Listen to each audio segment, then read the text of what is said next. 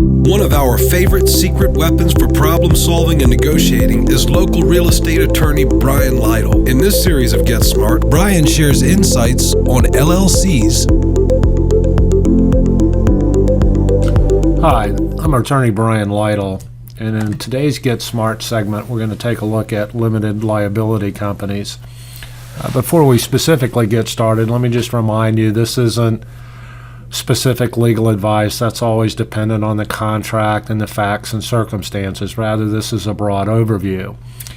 And in the Liz Moore and Associates practice areas, there are three different contracts used. There's the RAIN contract used on the Virginia Peninsula, the CVR contract used in the Richmond metropolitan area, and then the VR, Virginia Realtors contract, that's used statewide, but in our context used in the Williamsburg area.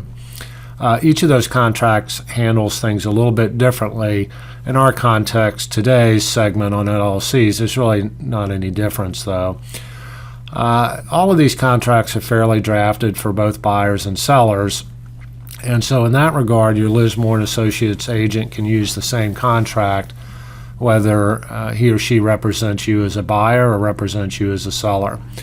So again, the purpose of our Get Smart segment today is to take a look at limited liability companies. If you have any questions, make sure you ask your Liz Moore agent for help. So what is a limited liability company? Well, it's simply put, a business entity authorized by Virginia law. It's somewhat of a hybrid between a partnership and a corporation. Corporations and partnerships have existed for a very long period of time in the United States and Virginia, but LLCs are, relatively new. And again, it's a creation that takes sort of the best part of a partnership and the best part of a corporation and melds them together. It's a terrific tool, particularly for holding real estate. And the nature of that entity impacts who signs and how, and that's what we're going to look at. So when the LLC is a seller, then there are a number of things I want you to do. First of all, look up on the Virginia State Corporation Commission website and make sure that LLC is in good standing. You'd be surprised how many times we're getting near closing. We look that up, or someone else on the other side does, and lo and behold, the owner of the LLC hasn't kept up with the dues and the annual reports, and it's terminated with the State Corporation Commission. Now, that can be reinstated perhaps, but nonetheless, let's take care of that in the beginning. So when an LLC is selling property, obviously the title insurance company and the buyer's settlement agent, the buyer, are going to want to make sure that that LLC is in good standing and it has the power and authority to own and sell the property, and the proper parties are in fact doing it. So when an LLC is formed, it's formed with what are known as articles of organization. I see now that I have a typo. That shouldn't be or, it's an of. Articles of organization. There'll also be an operating agreement. Now, an operating agreement is very similar to bylaws in a corporation. Really the functional equivalent. You don't necessarily have to have an operating agreement under Virginia law, but you almost always do, and you're probably going to need to create one in order to satisfy the buyer and the title insurance company that everything is okay. Lastly, I mentioned to check and make sure you're in good standing. Well, there's going to need to be proof of that, and you can get a certificate of good standing with the State Corporation Commission. So the point is that in order to ensure everything is okay, there are going to be documents that are going to need to be produced and reviewed and approved in connection with the sale where an LLC is a seller. Who signs? Well, that depends, but essentially, remember I mentioned that an LLC is like a partnership. Well, the fundamental rule in partnerships is that all partners, in this case, all members of the LLC need to sign. That is, all owners. In an LLC, the owners are members, a functional equivalent of a shareholder or shareholders for a corporation.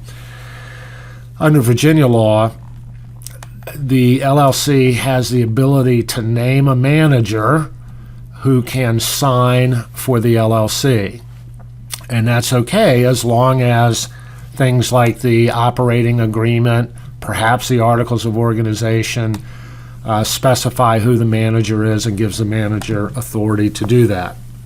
So again, we almost need to look at the corporate documents. I use the word corporate. We all do sort of loosely, although an LLC is not a corporation, in order to determine who signs. When it's an LLC as a buyer, it's a similar process, except that the lender's going to need to, if there's financing, the lender's going to need to approve everything, including whether or not the lender's willing to make a loan to the LLC as opposed to somebody personally. They may want personal guarantees on the loan. Otherwise, this is really the exact same analysis that we just went through with as a seller, and so you can listen to that section. But again, it's basically making sure you're in good standing, producing the appropriate paperwork, looking at that to determine who signs. Lastly, just to briefly conclude, how do you sign? Well, to state the obvious, you need to make sure that the name is actually listed correctly. For my settlement company, it's Lytle Title and Escrow, LLC. So make sure you've got the correct name and that you list it and print it correctly in the contract and any other related documents. Don't get confused and put Inc. for a corporation when it's in fact an LLC. Make sure this part of it's correct as well. And then the signature block, this is just an example where a manager is signing. So it's the name of the entity, properly stated, by, to indicate that it's signed in a representative capacity. And then this is my attempt on PowerPoint to sign with a mouse, not too hot. But nonetheless, let's say that's my signature. And then down here, I'm indicating that I'm signing in the representative capacity and what capacity. If it was being signed by members, there was no manager, but let's say you had 3 owners, 3 members. You'd start out with Lytle Title and Escrow. You'd have a by. One of the members would sign. This would say, comma, member. And then you would have 2 more signature lines. So you might have Brenda N. Lytle, comma, member. Joseph Jones, comma, member, whatever the case is for all those members. So that's how you sign. It really summarizes it for this Get Smart segment on LLCs. Again, make sure you reach out to your Liz Moore & Associates agent if you have any questions, and have a great day. Be sure to subscribe and turn on notifications for our next installment of Get Smart with Brian Lytle.